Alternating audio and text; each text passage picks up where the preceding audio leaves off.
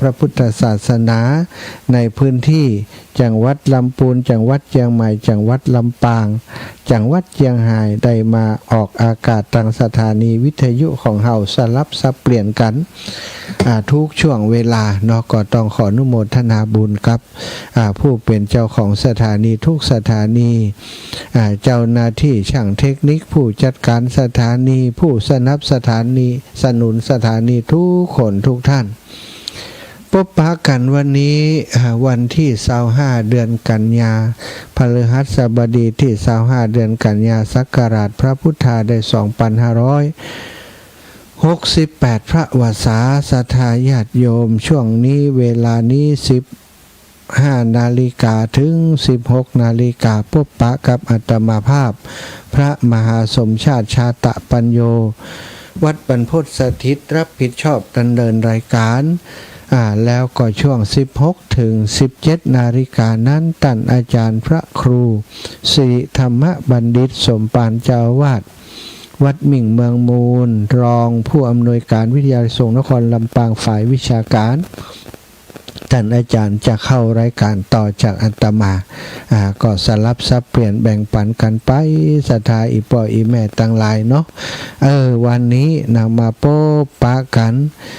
ก็เป็นวันดีอีกหนึ่งวันที่เฮาตั้นต่างหลายได้มีโอกาสลื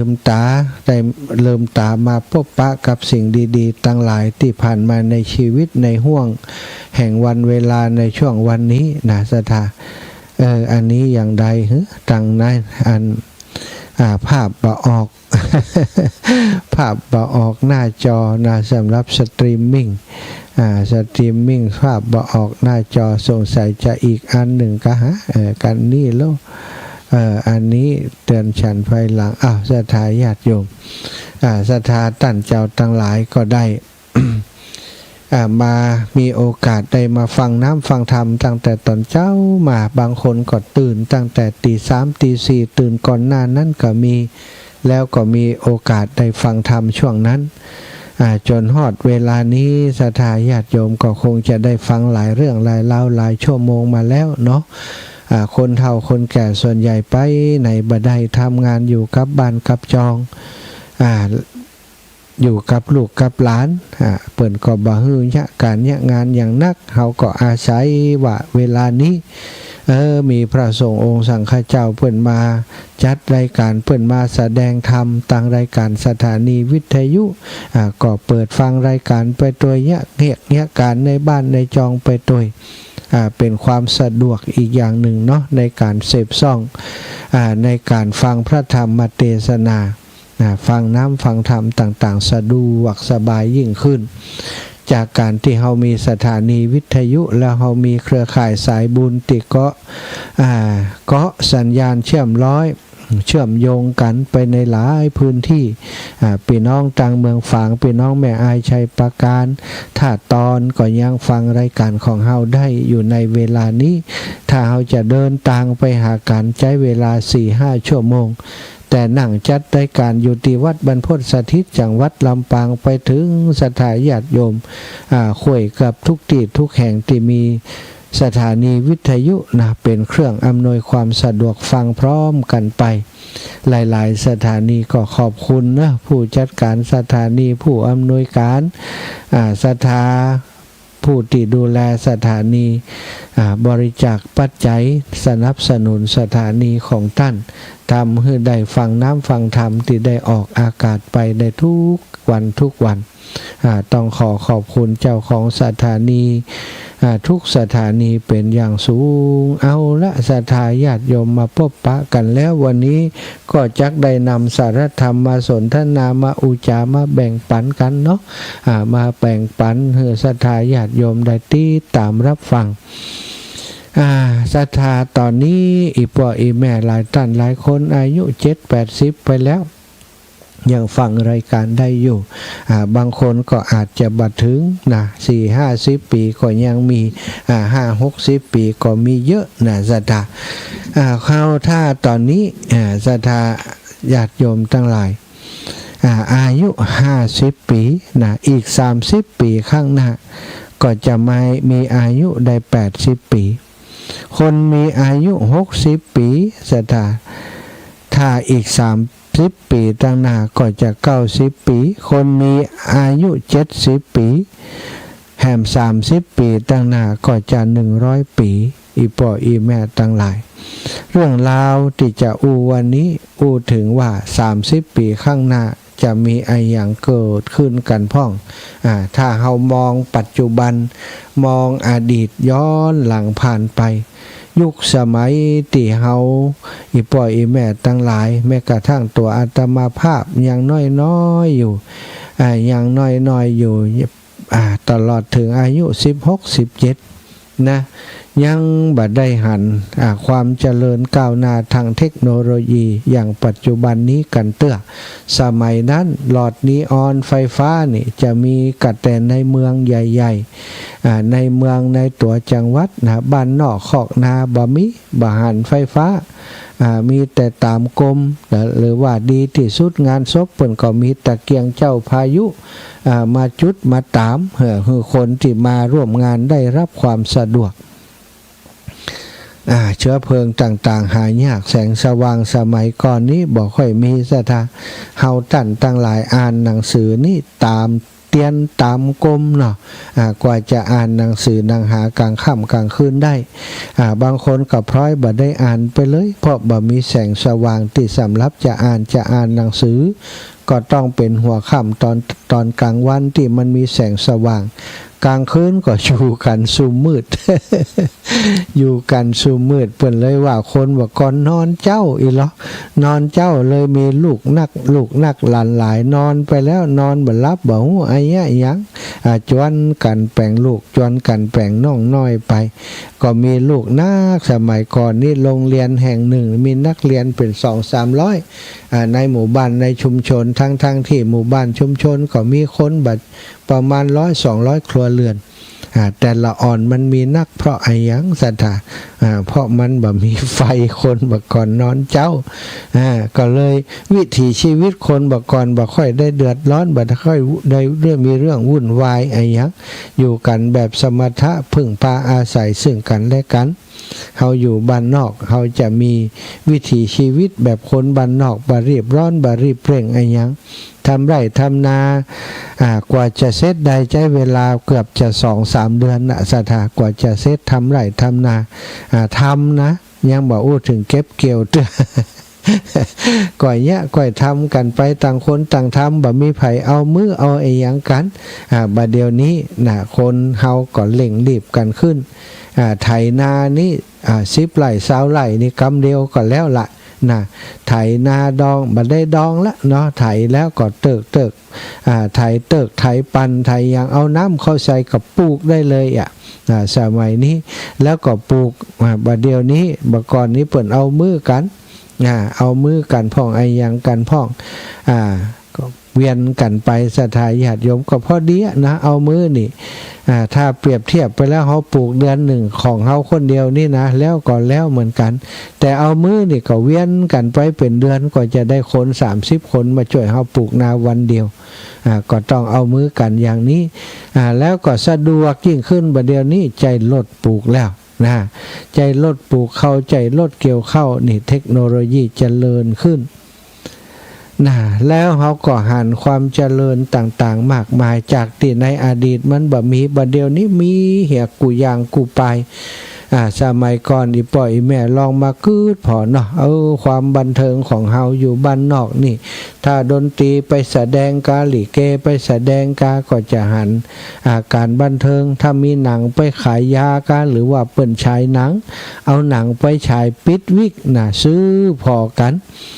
5 บาท10 บาทเข้าไปพอหนังเปิ้นสมัยก่อน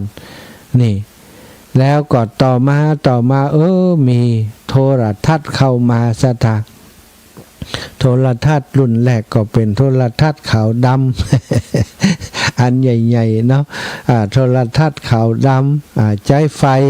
ฟบ้านนอกบ่มีไฟเปิ้นก็ใช้แบตเตอรี่ในการพอหนังพอละคร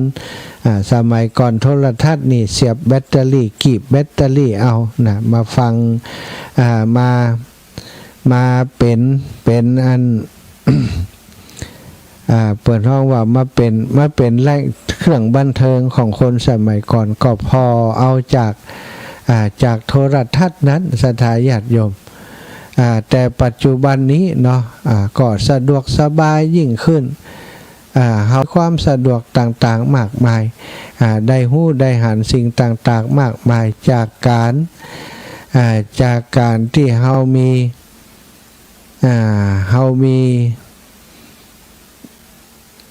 เครื่องบันเทิงต่างๆอยู่ในมืออย่างเช่นที่เฮามีกันอยู่ปัจจุบันนี้ก็มี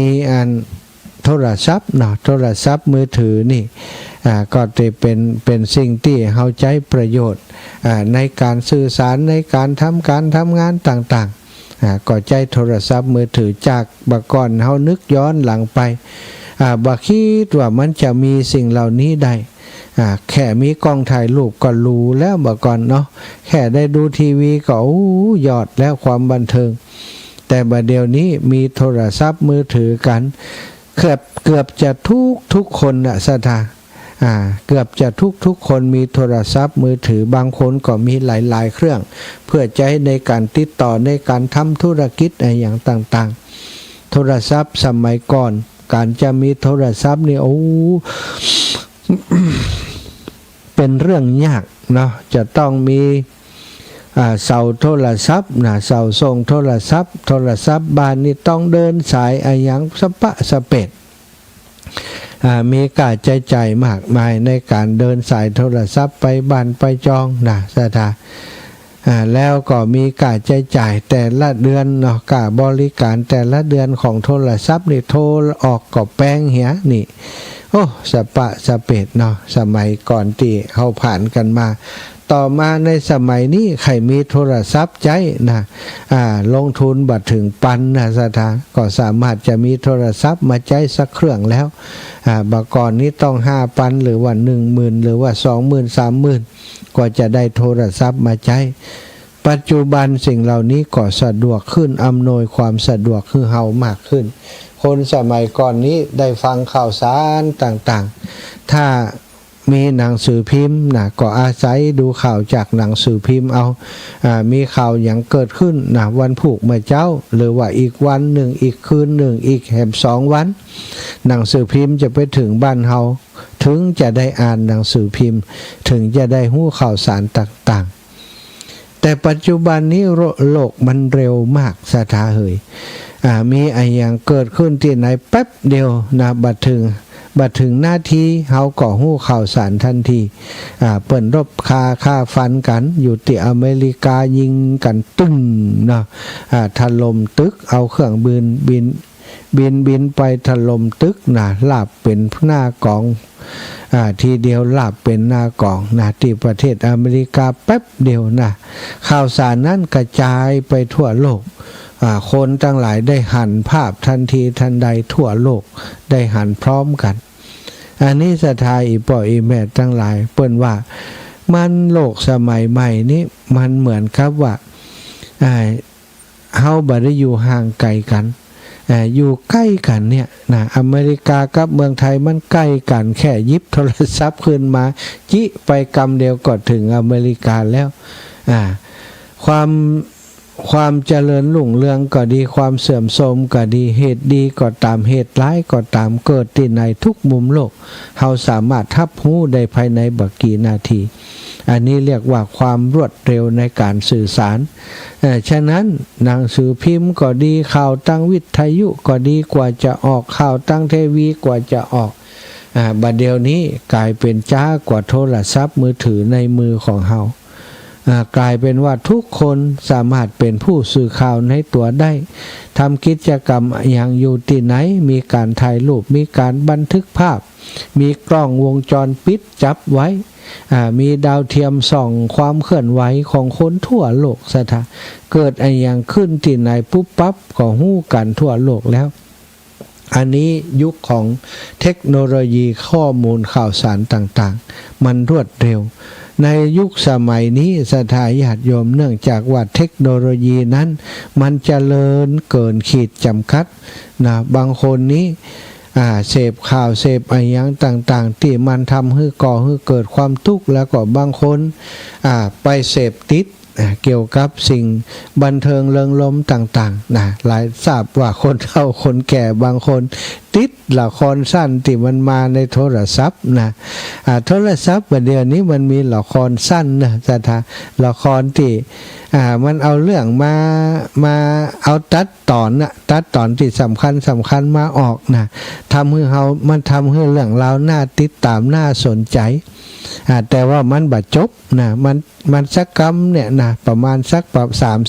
3-4ประมาณ1 นาทีนะประมาณ1 นาที2 นาทีแล้วมันก็จบไปก็ทำให้หลายๆคนเข้าไปติดตามบางคนเสี่ยงสตังไป ไปเป็นสมาชิกของเขาเพื่อจะได้ดูหนังต่างๆดูหนังเรื่องนี้จะต้องเสี่ยงตังเต่าอี้ดูหนังเรื่องนี้จะต้องเสี่ยงตังเต่าอี้เสี่ยงตังไปโดยเปิ่นถึงวันพอบางคนนี่พอบัดทำการทำงานอย่างคนเฒ่าคนแก่บัดเดียวนี้ได้ข่าวว่าติดละครสั้นในโทรศัพท์นักมากนะบางคนอยู่กับบ้านกับจองเอาโทรศัพท์มาเปิดมีละครสั้นออกมาก็ติดตามมีลูกหลานคนหนึ่งมาที่วัดท่านอาจารย์ถึงวันนี้กับแม่บัดได้เลยมีเวลาจะกันจะสื่อสารกันเป็นอย่างพิษกันกะบัดใจนะอาจารย์พอเขาเหลียวไปหาเปิ้นก็พ่อละครในมือถือน่ะ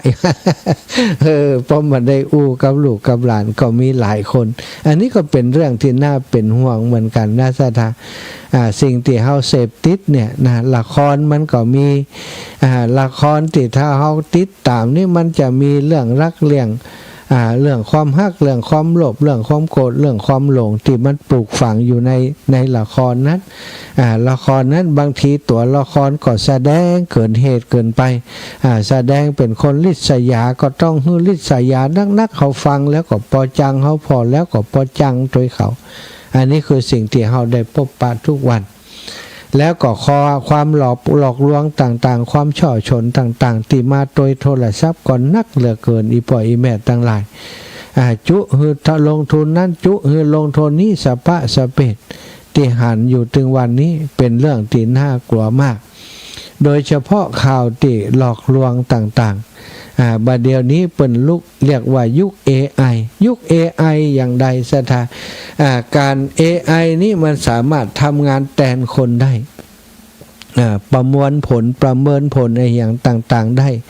บัดเดี๋ยวนี้เข้าไปถามก่อนเปิ้นบอกว่าถาม Google ฮู้หมดบัดเดี๋ยวนี้ถาม AI ฮู้หมดนะถามธรรมะนะเกือบจะทุกข้อมีบรรจุอยู่ใน AI ที่เป็นโปรแกรมของ AI บัดเดี๋ยวนี้อาจจะเป็นโปรแกรมที่คนคิดขึ้นมาแล้วก็ป้อนข้อมูลไป AI ก็จะตอบคำถามตามข้อมูลที่มีอยู่ที่เป็นป้อนข้อมูลเข้าไว้แต่อนาคตตั้งหน้านะความเจริญของโลกเปิ้นบอกว่า AI นี้สามารถคิดเองได้จะทำอย่างคิดเองได้อันนี้ศรัทธาญาติโยมมองผิวเผินก็ว่าหูเก่งดีมากแต่ในนักปกครองทั้งหลายหรือว่าคนที่เป็นฝ่ายที่จะดูแลโลกของเราบอกว่านักวิทยาศาสตร์อย่างต่างๆก็ได้กันว่าอนาคตนี้จะเป็นสิ่งที่น่ากลัวมากถ้าเมื่อใดที่ AI มันคิดเองได้อย่างเองได้แล้วก็มนุษย์อ่อนแอ AI จะเข้ามาครอบงำมนุษย์หมดชีวิตของมนุษย์ต้องทำตาม AI บัดเดี๋ยวนี้เขาสั่ง AI ให้ทำงานวันหน้านี้ AI เจริญมันจะสั่งให้คนทำงานว่าเขาจะต้องทำนั้นทำนี้ตามมันถ้าบ่ทำตามก็จะมีอันเปลี่ยนไปเรื่องนู้นเรื่องนี้นะ เป็นสิ่งที่น่าคิดน่ากลัวน่าหวาดเกรงและหวาดกลัวเหมือนกันนะสัทธายุคของ AI ไปตั้งหน้านี่จะเป็นอย่างใดไปมาเขาก็บอกฮู้แน่แล้วอีพ่ออีแม่ทั้งหลายเพราะฉะนั้นต้องเตรียมตัวกับโลกที่จะเปลี่ยนแปลงไปตั้งหน้าให้ดีก่อนแล้วกัน30 ปีข้างหน้านะประชากรประเทศไทยจะลดลงเกือบครึ่งหนึ่งของปี 2567 เด็กเกิดจะมีเด็กที่เกิด 460,000 คน ต่ำกว่า500,000 คนในรอบ70 ปีคนตาย570,000 คนตายมากกว่าเกิดต่ำนะเกิดน้อยมากในแล้วก็30 ปีข้างหน้านั้นโรงเรียนประถมนะที่เฮาหันอยู่เฮามีอยู่ในหมู่บ้านชุมชนอย่างต่างๆจะยุบตัวลงเพราะบ่มีเด็กเข้ามาเรียนนะปัจจุบันนี้ก็ปรากฏรูปร่างขึ้นมาแล้วบางหมู่บ้านบางชุมชนก็ยุบลงไปแล้วเพราะว่าเด็กในชุมชนมีบ่เพียงพอที่จะไปเรียนในโรงเรียนแต่ละโรงเรียนซะท่านักเรียนบัดถึง10 คนโอ้โหมันจะเปิดเป็นโรงเรียนไปได้อย่างใดอนุบาลบ่เข้ามาเลยป.1 ป.2 บ่มีเลยมีป.4 5 6 ก็อยู่บ่ได้นะซะท่าเฮยนะอย่างที่อาตมาดูแลโรงเรียนขนาดเล็กบ้านทุ่งโป่งที่โรงเรียนบ้านเกิดของอาตมานั้นปัจจุบันนี้นักเรียนก็น้อยลงกว่าปีที่อาตมาออกมาช่วยเหลือปีนั้นนะลดลงทุกปีแล้วก็คนเกิดก็น้อยไปเกิดน้อยแล้วไปปอก็ไปเรียนที่อื่นเห็นเป็นส่วนใหญ่บ่ได้เรียนในโรงเรียนในชุมชนมีชื่อสมัครเข้าเรียนในชุมชนปี1 คน2 คนเนี่ยแล้วมันจะเหลือกี่คนต่อไปก็4-5 คนมันฉ่อยจะไปสอนได้สุดท้ายก็คงจะอย่างว่านั่นแหละเนาะโรงเรียนประถมจะยุบเพราะบ่มีเด็กเข้ามาเรียนอีก30 ปีข้างหน้าจะบ่มีคนเข้าวัดเข้าวาทำบุญใส่บาตรอาบน้ำฟังธรรมนะทุกวันนี้คนที่ไปทำบุญที่วัดอายุเฉลี่ยประมาณ50 ปีขึ้นนะทุกวัดเลยสถาคนรุ่นใหม่นั้นบ่ได้สนใจที่จะเข้าวัดเข้าวาติดตามพ่อแม่ไปวัดไปว่าสมัยก่อนนี้ยังมีอยู่พ่องแต่สมัยปัจจุบันบัดเดี๋ยวนี้คนรุ่นหนุ่มรุ่นสาวนะจะไปวัดจะไปวานั้นก็มีน้อยลงแล้วอีก30 ปีข้างหน้านะเปิ้นบอกว่าบ้านเรือนที่เฮาหันอยู่นี่คนอยู่กันยุบยับไปหมดนะบ้านเรือนต่อไปตั้งหน้านั้นจะถูกทิ้งร้าง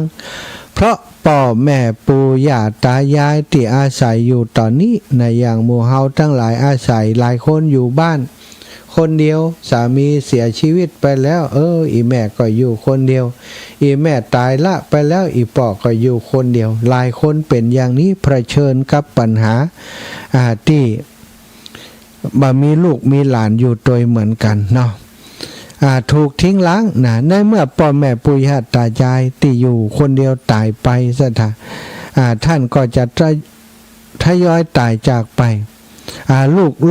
ส่วนใหญ่ก็ไปทำงานอยู่ต่างจังหวัดไปซื้อบ้านไปมีครอบครัวอยู่ต่างจังหวัด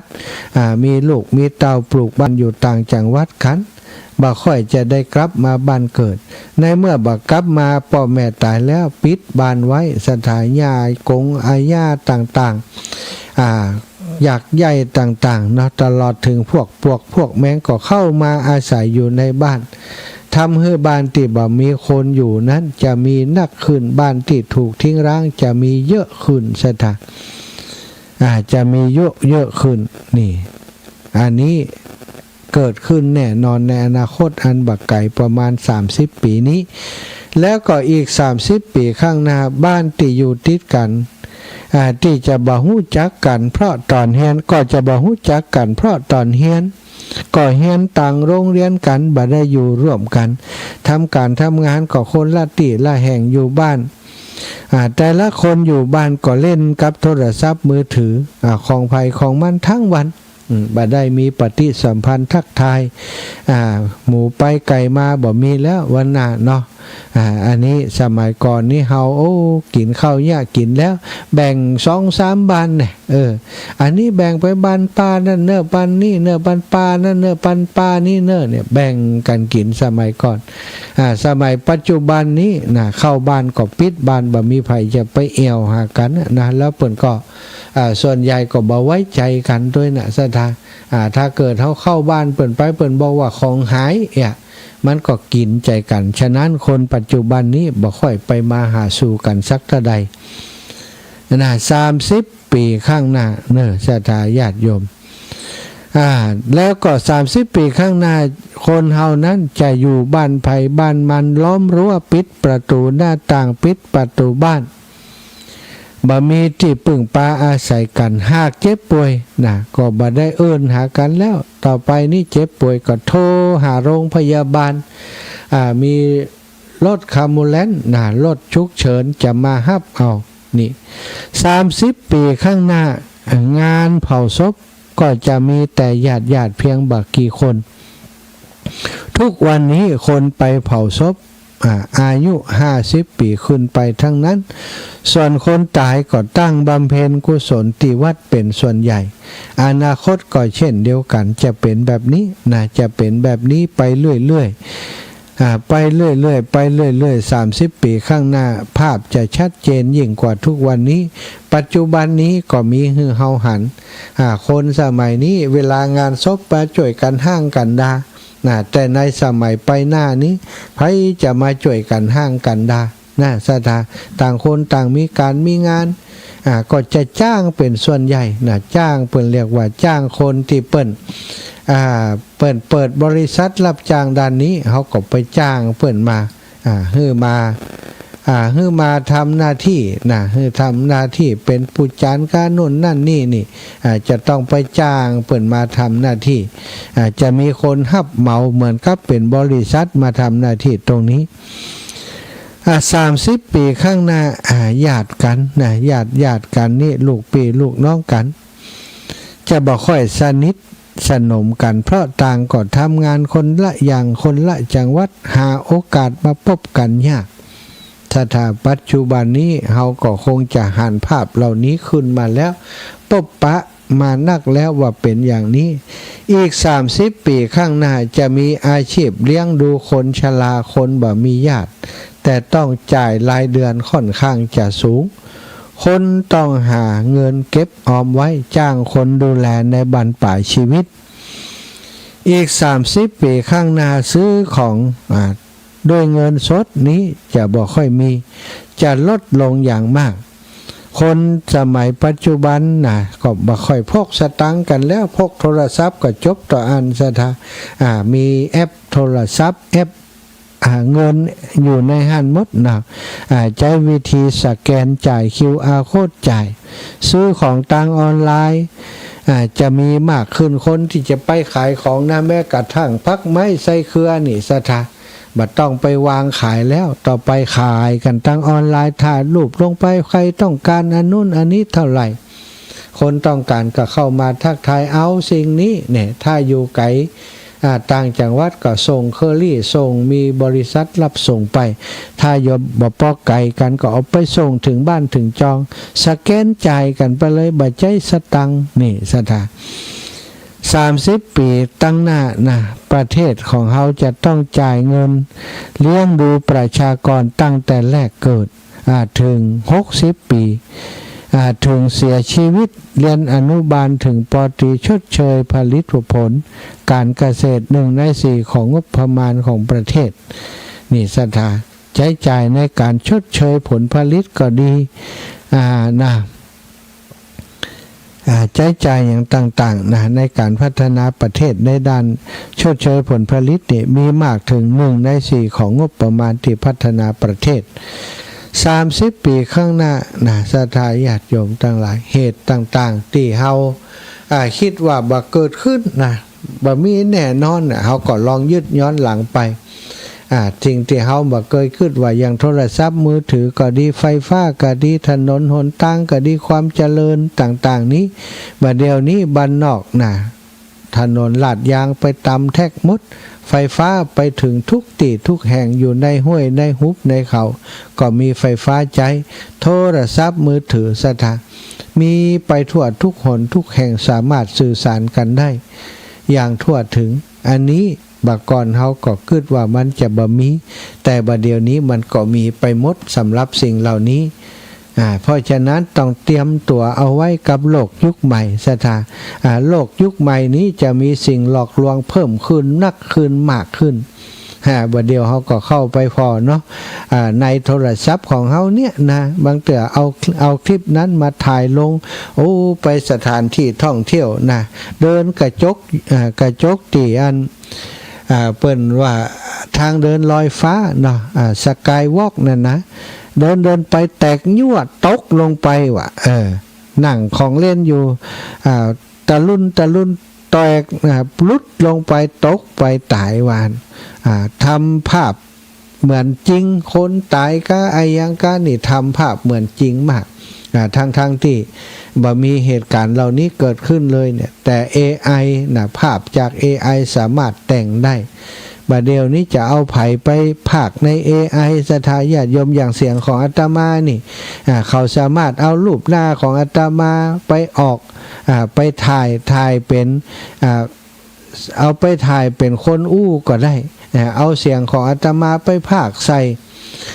ในหนังสืออะไรยังก็ได้นะอู้แบบติอู้นี่ได้เลยเนี่ยต่อไป AI จะเป็นถึงขนาดนั้นนะสถามันจะมาแทนมนุษย์จะมาแทนคนเฮาแม้กระทั่งการแสดงบัดเดี๋ยวนี้ละครต่างๆนี่นักแสดงที่เป็นคนจริงๆอย่างหมู่เฮานี้จะน้อยไปจะหายไปต่อไปนักแสดงจะเป็น AI อันนี้เขาว่าไว้เมื่อ20 ปีก่อนแต่บัดเดี๋ยวนี้มาหันแล้วหรอสถามาหันความจริงแล้วตอนนี้เป็นอย่างอันแต่ข่าวสารต่างๆศรัทธาระวังจะไปเชื่อเนอะบัดเดี๋ยวนี้ภาพแต่ง AI นี่เยอะมากเนาะภาพตู้เจ้าขี่รถเนี่ยตู้เจ้าควงสาวในรถกะไอยังกะต่างๆนี่บัดเดียวขอตบแต่ง AI เหมือนเลยมีการเคลื่อนไหวมีการเนี่ยยังต่างๆนี่ศรัทธาสามารถบ่อนทำลายพระพุทธศาสนาของเฮาได้มีคนคอยจ้องจะทำลายศาสนาของเฮาโดยการนำ AI มาใช้ประโยชน์มาทำลายพุทธศาสนาก็มีนักนะศรัทธาต้องระวังต้องสอดส่องต้องพอกอยไอ้เรื่องจริงก็มีหลายอยู่เรื่องหลอกลวงนี่มีหลายกว่าเรื่องจริงเยอะเลยเฮาต้องคอย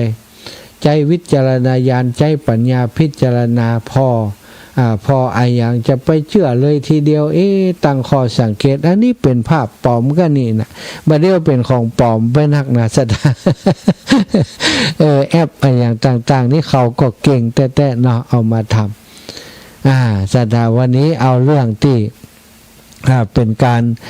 เตรียมตัวเนาะ30 ปีข้างหน้าสิ่งที่เขาจะเจอจะเป็นอย่างนี้เขาอยากเจอก็ดีบ่อยากเจอก็ดีแต่เรื่องเหล่านี้จะเกิดขึ้นแน่นอนใน30 ปีตั้งหน้าตั้งแต่บัดเดียวนี้ไปแล้วเขาก็พอหันสิ่งต่างๆเริ่มเกิดขึ้นอาจจะ30 ปีนี้จ้าเกินไปโดยซ้ำไปประมาณ5 ปี10 ปีสิ่งเหล่านี้ก็คงจะเกิดขึ้นนะก็พอกันไปเนาะแต่ว่าบางอย่างจะเกิดขึ้นนะก็ตามขอให้หมู่เฮาท่านเจ้าทั้งหลายต้องมั่นคงนักแน่นในหลักการของเฮาเป็นชาวพุทธหลักการทางพระพุทธศาสนาละชั่วทำดีทำจิตใจให้ผ่องใสกฎของธรรมชาติอนิจจังทุกขังอนัตตากฎไตรลักษณ์ต้องเป็นกฎที่เฮาทำดีได้ดีทำชั่วได้ชั่วคือสิ่งที่เฮาจะต้องตระหนักในจิตในใจว่าเกิดขึ้นแน่นอนถ้าเฮาความชั่ววิบากกรรมที่บดีก็จะเกิดขึ้นกับเฮาทำความดีเช่นเดียวกันนะสิ่งดีๆก็จะเกิดขึ้นกับเฮาเช่นเดียวกันเอาละศรัทธาวันนี้ได้ได้จากกันมาพอสมควรก็ปั่นสายให้ศรัทธาญาติโยมได้โทรเข้ามาสักเล็กน้อย0808844173 โทรมากันได้แล้วโทรมากันได้เลย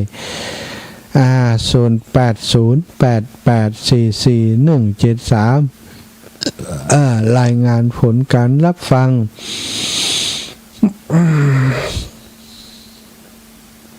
เป็นอย่างใดพ่องเนาะผลการรับฟังเป็นอย่างใดพ่องชัดเจนดีก็เสียงตั้งบ้านที่ไปตั้งเชียงใหม่ก็ดีที่ไปตั้งเมืองฝางนะพี่น้องตั้งเมืองฝางฟังกันชัดเจนดีก่อนเนาะชัดเจนดีบ่ชัดเจนดีอย่างใดก็แจ้งข่าวสารข่าวกันมาได้เนอะ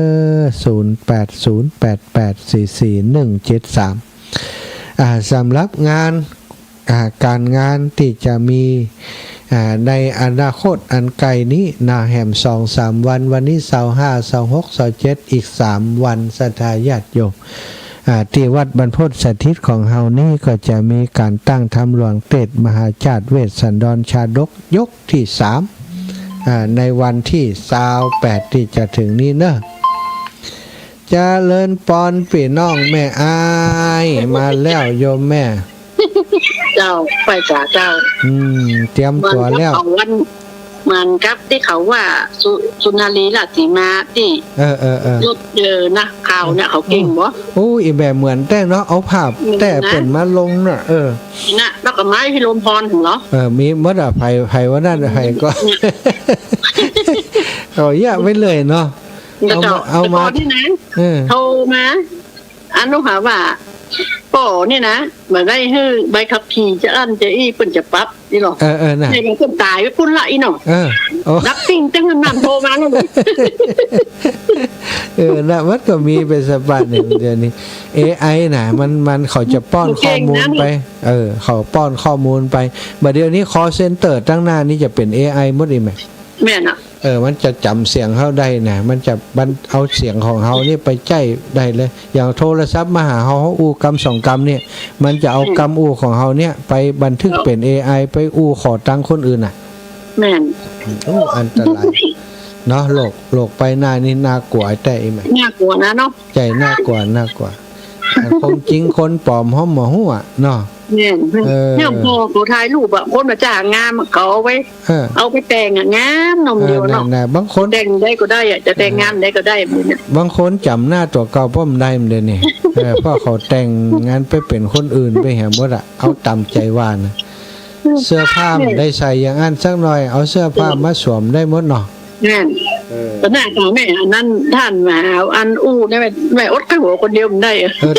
แต่มีแต่ไหนเนาะมีแต่ไหนแม่ตั้งหน้าจะเป็นอย่างอีไปหมดอ่ะอย่างเงี้ยติ๊กอย่างเงี้ยน่ะเจตดาพลอย่างน่ะอู้หาว่าเปิ้นตายอย่างอันอย่างอีมั่มวะเขาเอาไปว่าได้เลยนะมีแถวอันในห้องศพเขาอันพอถ่ายรูปในห้องศพก็มีนะก็น่าเอาอันนั้นยัดผู้ดังเห็นนะ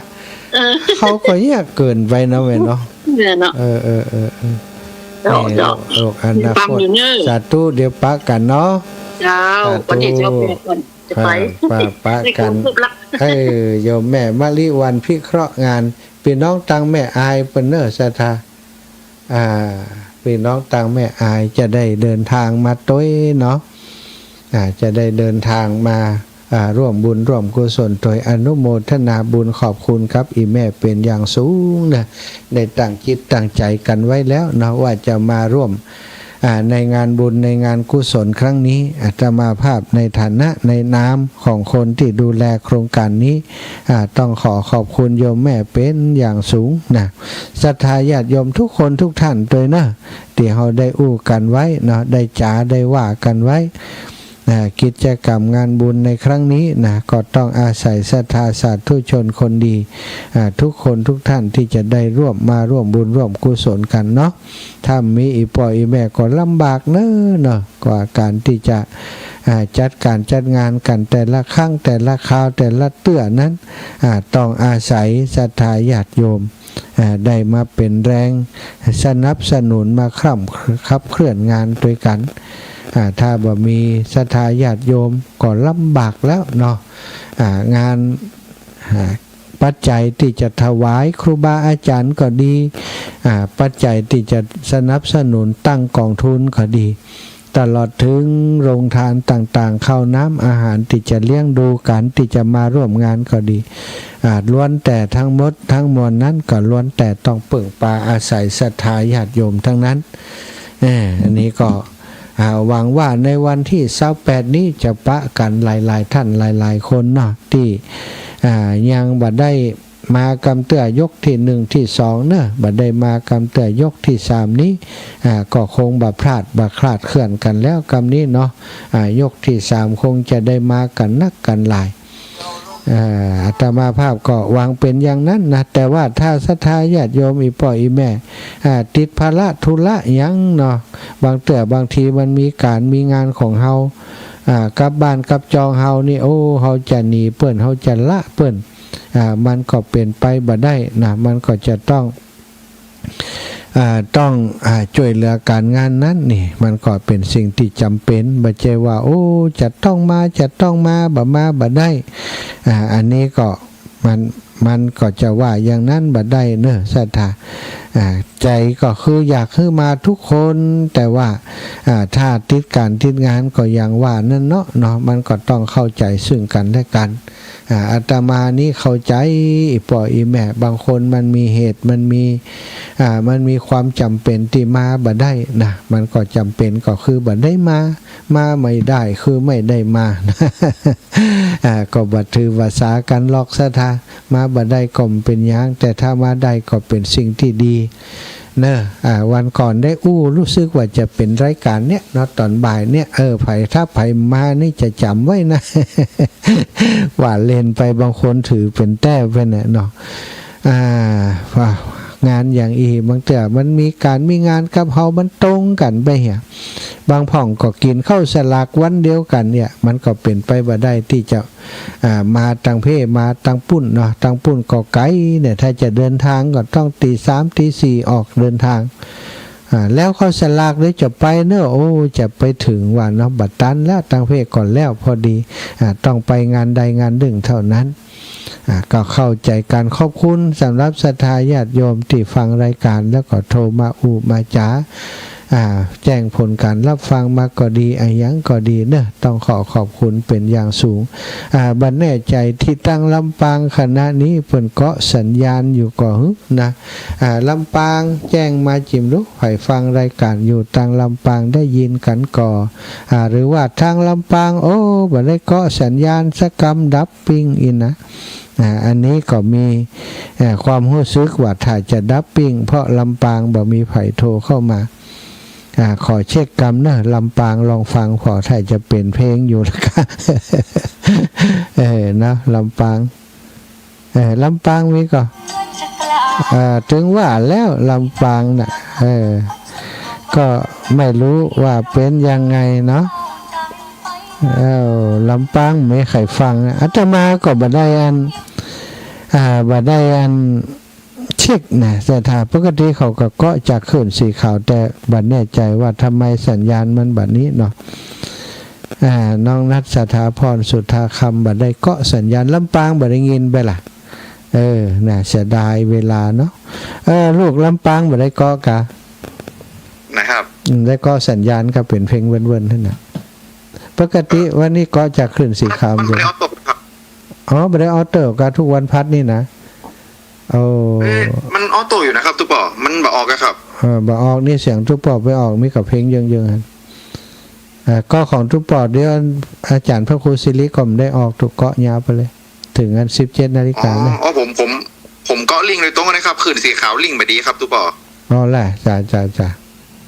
สาธุลูกตอนนี้เกาะของลิงทุกปอเลยครับโอเคได้เลยสาธุลูกเข้ามาแก้นั่นกันแล้วอย่างก็อันไอ้โปรแกรมมันหน้าปลอมออกใน Facebook ได้ครับศรัทธาญาติโยมเนี่ยเอาตอนนี้นะ15:56 นาทีนะจะขอพักสักกรรมก่อนสายจากตั้งเชียงใหม่ก็บ่ได้ยินนี่ปุ่นสดไปปุ่นอันตังแม่อายปุ่นได้ยินเสียงมา1สายก็ขอบคุณ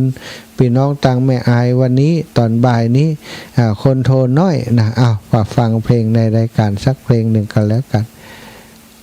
อันนี้ก็บ่ได้ปิดเพลงแหมแล้วเขียนตั้งหน้านี้ว่าปิดเพลงตัวเนอแล้วตัวเก่าก็ปิดพอรู้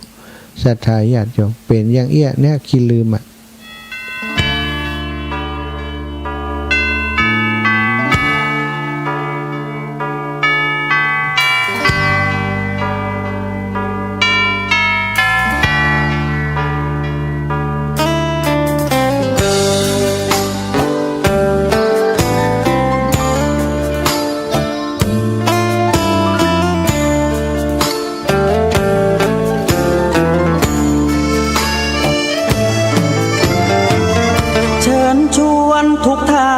เข้าวัดเข้าวาฟังธรรมะจากหลวงตาเสริม ชีวาให้สุขสดใสยึดมั่นหลักธรรมคำสอนไว้ให้ขึ้นใจความดีรีบทำกันไว้หญิงชายอย่าได้นายนี้เชิญชวนทุกท่านเข้าวัดเข้าวาทำบุญด้วยจิตศรัทธาผลบุญพาให้เราสุขีจะทำการใดนำใช้ในสิ่งดีดีทำบุญให้ทานวันนี้ไม่มีใครว่าใครชังสมัยก่อนประทับใจปู่ย่าตายายวันพระไม่เคยเบื่อหน่ายจำได้ไม่ลืมสักครั้งเหตุใดวันนี้มีคนเข้าวัดน้อยจังอยากให้เหมือนก่อนอีกครั้งฝากความหวังกับคนรุ่นใหม่เชิญชวนทุกท่านเข้าวัดเข้าวารับศีลรับพรหลวงตาเสริมคุณค่าให้กับจิตใจกระทำความดีเรื่องนี้